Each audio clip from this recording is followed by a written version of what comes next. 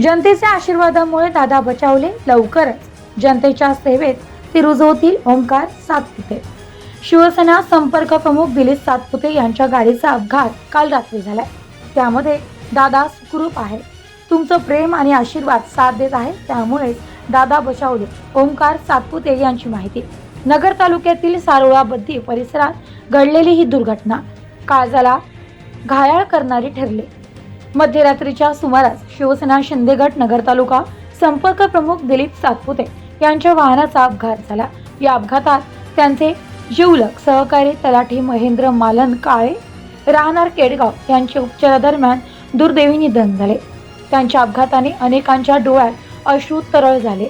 अपघात चालक भाऊ खांडेकर जखमी झाल्यास त्यांच्यावर तातडीने वैद्यकीय उपचार सुरू आहेत. या अपघातात दिलीप दादा सुखरूप बचावले आहेत.